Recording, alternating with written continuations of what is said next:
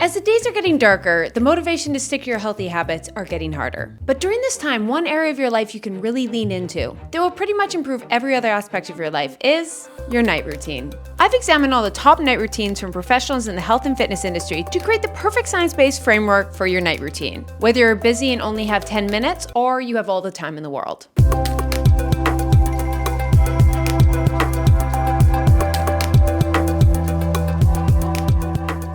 I've broken down a night routine into 8 different areas such as beauty, nutrition, hydration, all of which will be great for any kind of gender. However, I've added additional science-based information towards women because research shows that women may be more vulnerable to negative effects, disrupted sleep, and circadian misalignment that can take bigger tolls on women's mood and long-term health. Let's go. First category, sleep time. Number 1, your circadian rhythm, aka the time you go to bed and the time you wake up. And you want to keep this as consistent as possible. Research is saying even though 7 to 9 hours of sleep is important, consistently going to bed and waking up at the same time is appearing to be even more important in current research. Number 2, avoiding sleeping in on the weekends. Let's talk sleep debt. From the article, What is Sleep Debt and Is It Real by Audrey Noble, Jan Strzycki, MD, founding medical director at Landshof, says to think of sleep debt as the cumulative gap between the sleep you need and the sleep you actually get. And the sad reality is, you can't just make up for it on the weekend by sleeping in extra. According to Matthew Walker's book, Why We Sleep, the best option is just to simply get back into normal routine as quick as possible versus just trying to make up for it at a later time. It's just better get back onto that consistent circadian rhythm. And number 3, shift the time you go to bed and wake up as you age. In a 2024 review from University of Southampton, women's melatonin levels rise earlier and their core body temperature shifts earlier. In general, their circadian rhythm runs slightly faster than men's. Over the course of a woman's life, there can be a mismatch between late nights and early mornings versus their internal clocks. So if you find your body naturally doing this, lean into it, and you might start going to bed earlier versus staying up later in your teenage years and wanting to sleep in. It's kind of how our bodies change. Now, these are all great of when to sleep, but here's 3 tips on how to actually fall asleep. 1, to reduce racing thoughts. Have a place to put all your thoughts. For me, anytime I have a thought, I put an Apple alarm, write the thought, and set it for tomorrow. Other option, you can use the notepad on your phone, but we'll talk about why you might not want to do that later on, or just have a literal notepad. And I find that completely cured my racing thoughts because once it's down there, I'm like, oh, I don't have to hold on to this thought. Tomorrow, Keltie can deal with it. 2, use your bed only for sleeping and sexy time. It creates a cue for your body when you are in bed that it's time to sleep. 3, skip the morning alarm. Well, don't. You don't want to be late for work. But actually set an alarm to go to bed to remind you to get off the couch and stop binging Netflix, aka my biggest problem. Next category, hydration. What you should drink. Actually, it's what you should not drink. Number 1, avoid drinking fluids before bed, which will stop you from peeing in the middle of the night, which will avoid the likelihood of waking up in the middle of a sleep cycle, which some people struggle falling back asleep after. 2, stop drinking caffeine 8 to 12 hours before you want to go to bed. How caffeine is metabolized in your body depends on many factors, how much you drank, your body size, and lots more. But a rule of thumb is you will still have caffeine in your system 8 to 12 hours after you consume it. So if you want to go to bed at 10 p.m., stop drinking caffeine 10 a.m. to 2 p.m. depending how it impacts you. 3, drink tart cherry juice. It's naturally rich in melatonin. 4, consider a sleep supplement that not just gets you to fall asleep, but calms you down and also improves your quality of sleep. This includes L-theanine, which is a non-protein amino acid that works to increase GABA in the brain to enhance parasympathetic activity, aka it'll calm you down. Ashwagandha, which can help to lower cortisol and support temperature regulation. Magnesium, from food or supplement, can also be great for relaxation and supporting deeper sleep. Another one, which I don't know why I'm putting this in supplements, but avoiding alcohol.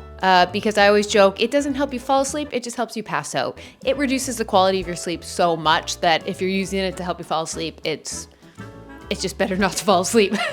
It sounds bad, but no. And last supplement, creatine, specifically for those days you can't get enough sleep. One of the added benefits of creatine is it can reduce the negative effects of jet lag or a late night. So say you stayed up a little too late and you got to write a test the next day. I'm not supporting this, but it's a great time to take creatine if you're going to take it, just to reduce some of the effects. And creatine, aside from that, is also just a great supplement to take. Now, I've always been very skeptical of gummy vitamins, especially creatine. Now, I love it in theory because one super easy way to make a healthy habit stick is just make it super enjoyable. And what's not enjoyable about eating a candy? So of course you're more likely to take your supplements. But a lot of gummy supplements, unfortunately, the label's wrong. And especially creatine just have like this sugary powder on it, which is the creatine, which you can't tell how much of the dose you're actually taking because that falls off the gummy. And plus, like, a lot don't have certifications. But I was watching James Smith's video where he took the most popular creatine gummies and tested them himself to see how much creatine are actually in the gummies.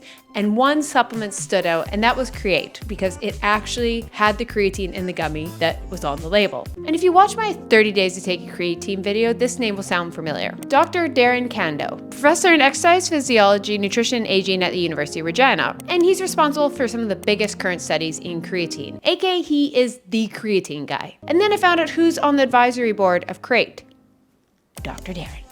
Yes. Plus them being NSF certified, and finally found a creatine gummy that I can tell you guys about that would actually be worth your money and taste delicious. Now, if you missed my creatine video, you can go check it out, but here are some of the health benefits of taking creatine, regardless if you're just a bodybuilder, from Dr. Kando himself. This was from his podcast interview on The Dose by Dr. Brian Goldman. Creatine is made in our body to help maintain the energy currency of our cell, aka adenosine triphosphate. What's the one thing we all learned in high school? ATP is the powerhouse of the cell, and that's what creatine helps with. When we work out or move daily, we use ATP for that, and supplementing with creatine helps to maintain those levels. It improves lean muscle mass, muscle size, and most importantly, muscle performance. Also, some research suggests that creatine can help decrease bone mineral density loss, which is very important, especially for women. That is one of the biggest culprits of menopause, is loss of bone density, which can lead to osteoporosis. A few meta-analyses seem to point to the potential of it being effective during times of metabolic stress, like sleep deprivation or a mentally fatiguing task. The benefits I personally noticed is it helped reduce the feelings of being jet lagged. Also, I felt my recovery was better. And for me, creatine is one of those like not sexy supplements in the fact that like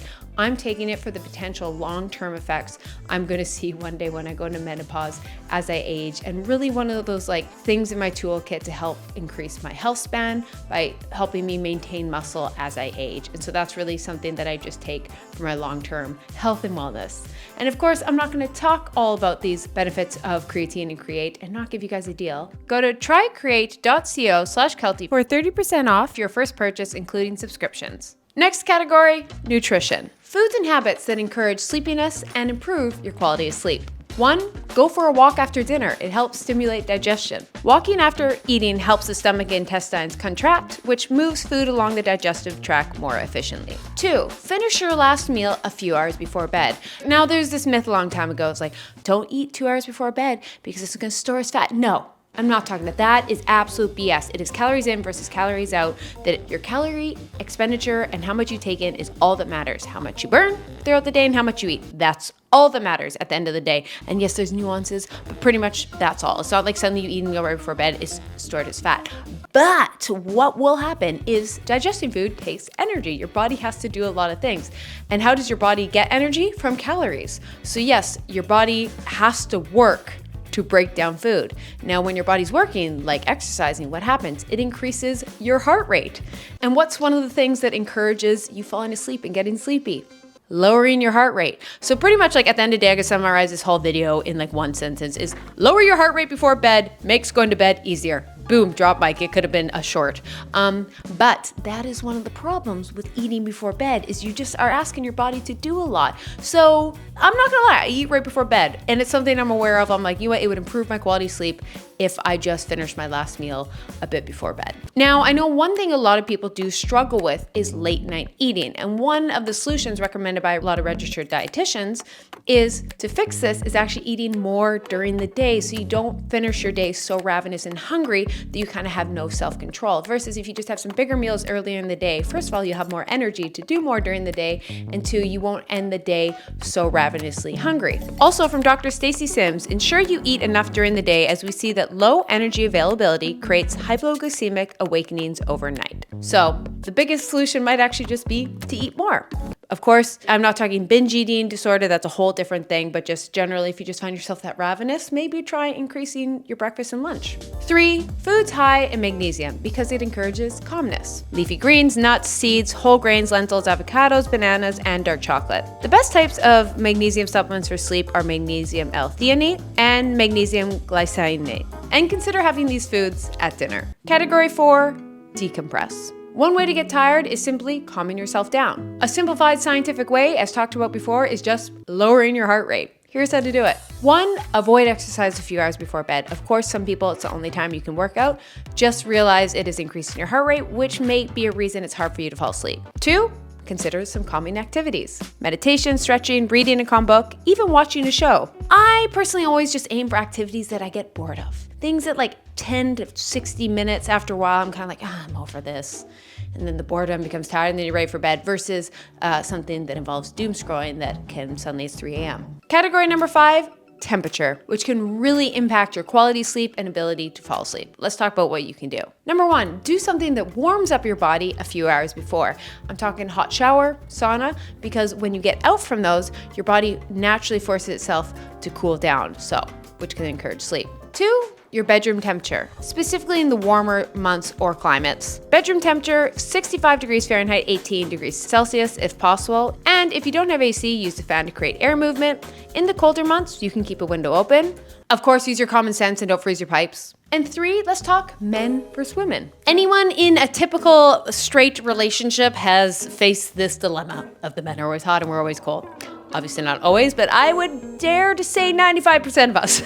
And research shows men and women experience temperature differently during sleep. A one-size-fits-all bedroom temperature may not work for everyone. Women typically have a higher core temperature, likely due to hormone differences. Our hands and feet are also warmed up differently. While men felt more comfortable and satisfied sleeping in cooler temperatures, like 16 to 20 degrees Celsius, women reported needing a warmer sleep environment to feel comfortable. Therefore, when you see these studies, like I just previously said, that says like change it to 80% Celsius, realize there's a lot of variance between people and specifically men and women. So a lot of those are also just like an average. So allow variance for what works best for you. And also account for hormonal shifts, such as menstrual cycle, perimenopause, and menopause can affect your body temperature, mood, and sleep cycles. Next category, mental. Here's 2 little things you can do to bed that I find help me unwind and sleep. And there's a little bit of science to it. Number 1, a moment of gratitude. Cortisol is present in higher quantities in the morning and decreases in the evening to allow you to sleep. Sleep-wake cycles and sleep quality are regulated and affected by a multitude of constantly fluctuating hormones. And instead of thinking, how do I reduce my cortisol? I like to think of how can I do more of the feel-good hormones? But not endorphins, because like I said, let's not use the endorphins right before bed. Think serotonin, oxytocin. And some ways to do this is cuddle with someone or just take a moment to be grateful. And I just try and bask in those kind of feel-good hormones before bed. And number 2, a moment of solitude. We talked before about lowering your heart rate is one of the most important things to get sleepy. And if you don't have like a full several hours to just like unwind and slowly ease into your night because you're busy, just go extreme. Pure silence, 1 to 5 minutes. I'm talking lay on the ground, solitude, meditate. So I know for some people call it a lot of time and you can slowly unwind and relax. And if you don't, you know what? Just moment of solitude on the ground, meditate, just chill on the couch. Literally do nothing. Next category, lighting. 1, turn off all bright and overhead lighting. Just avoid bright lights because they trick your brain into thinking it's sun and daytime. 2, light candles or dim lights. Yes, you can get like expensive lights, but for me, I just turn off my big bright overhead lights and just turn on the tinier lights that point down. And so just try and make my room moody and dark. 3, my favorite hack is turn the red light on your phone. It is believed that red light does not negatively affect our sleep. And it is believed because we evolved looking at fires before bed. And it's really the blue light from the sun that causes us to have that wake up in our circadian rhythm and melatonin production versus also red light, warmer light is the same that's reflected by the sunset. And so it also stimulates your body to start producing melatonin and unwinding. So that's why red light isn't as harmful as said blue light. from your phones and screens. And some research has shown that exposure can actually improve sleep and increase production of melatonin. That would have to be from like a red light device, not just the red on your phone. But back to the red on your phone, there's a feature that you can go to and you add a color filter to your phone, and you can make this automated, or I just have a little button on my home screen. When it's nighttime, I just boom, turn, and my screen is red. And so it's just not as bright. Once you do it, you're like, how was I ever looking at a bright phone? And bonus is it makes your phone kind of boring. Instagram does not hit the same when it's all spooky and red, and so it gets me bored, and I'm like, okay, I'm over this.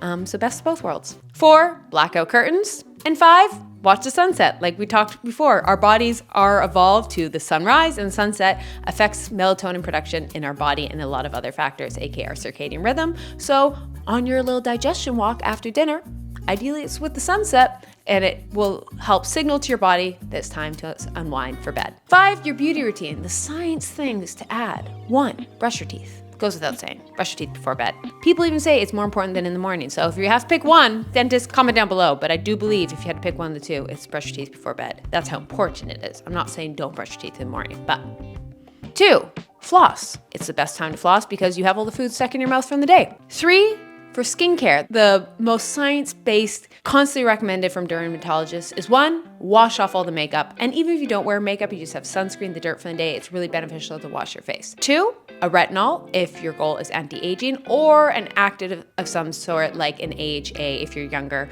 and don't need a retinol yet. But also if you're like under age 18, please proceed with caution. Talk to a dermatologist before doing any kind of active. Next up, optional, a serum for corrective things. So for me, I'm chronically dry, so I need a hydrating serum. You might have acne, you might have oils, fine line, whatever it is, but optional is a serum that's targeted towards you.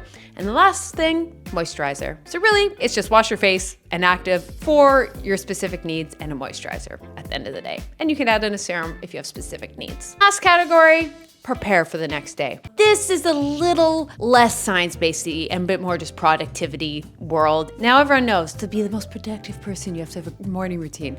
But personally, I think the best morning routine is set up by your night routine. So here's some things I do in my night routine to make my morning routine easier. 1, I fill up my water bottle and put it right beside my coffee machine, so it's waiting for me to chug before I have my coffee right when I wake up. 2, I set out my workout clothes so they're easy to grab in the morning. 3, I just briefly go over my to-do list for the next day. I prefer to write it in the morning, but I kind of just vaguely have an idea of what I'm doing. And then I actually make sure to not do too much, because in the past I had such an elaborate nighttime routine that I was like doing this and doing this and doing this, and it was taking hours and so much time, and then it was overwhelming me. So by the time I actually laid in bed, I was just like, oh, and I need to like decompress because I had all these things, and I'm like, that defeats the whole purpose of a night routine. Which brings me into I want to talk about when it's not just a night routine. According to Dr. Stacy Sims, women report more trouble falling asleep and staying asleep. Interesting, we typically are shown to have better sleep efficiency than men in studies. We also enter REM earlier in the night. On the downside, insomnia and restless leg syndrome is more common in us. Some research suggests risk of insomnia is 40% higher in women. Also, postmenopausal women face increased risk of obstructive sleep apnea, may experience worse cardiovascular consequences from it. And a structured routine is going to be beneficial to anyone, of course. But if you have more severe issues, please reach out to a professional and realize there's some things that are just out of your hands when it comes to health and sleep, and it can be a more serious issue that's important to look into. And I wish I had more advice in this. There just needs to be more research done on women's health, especially as menopause, our hormones fluctuate, and how much they affect things like our sleep. And that's why I always try to include these in videos, even if I don't necessarily have advice because I'm not a doctor. Just the more we talk about it, the more we get out there, the more I can just bring awareness to the topic, and hopefully that just encourages more research getting done. Because you never know who's watching this. Here's an idea. Some of you are going to med school. Research on women's sleep and hormones. There's an idea. Just throwing it out there. I don't know who's watching. And to wrap it up, just like how we have to account for our menstrual cycle affecting things like our performance, women's hormones such as estrogen and progesterone affect sleep quality and quantity, varying during our menstrual cycle and throughout different life stages such as puberty and menopause. Sadly, the research is not foolproof out there, and we're not hooked up to monitors every single night, but the best thing you can do is just keep track of the different habits and how they affect your sleep before you went to bed. And how you can do that: 1, an expensive option is of course an activity tracker like an Oura or Whoop. 2, you can get apps. Some have a subscription that can help you track your sleep. And 3, just a good old piece of pen and paper to track your moods and how energized you felt when you woke up and how the different habits affected that. and then adjust your night routine accordingly to the things that were beneficial to you or not. And lastly, remember, this video is not saying you have to do every single one of these things. It's one of those videos where you can take little pieces that fit into your routine, fit into your lifestyle, they help promote better sleep or just allowing you to fall asleep. Try and get something in each of the 9 categories and just insert one little thing. And some take a minute and free, and then some work up to 4 hours and $1,000 night routine. And it really depends on what you have financially and time-wise. But at the end of the day, I can summarize it all into one thing. Just chill the F out. None of this matters at the end of the day. It's just about chilling out before bed. Avoid bright lights, loud music, bumping, raving. Sometimes you do that. I did this weekend. But moral of the story is just chill the F out a little bit before bed, and you're doing great. Have a great day. Go pet a dog. Love you guys. Bye.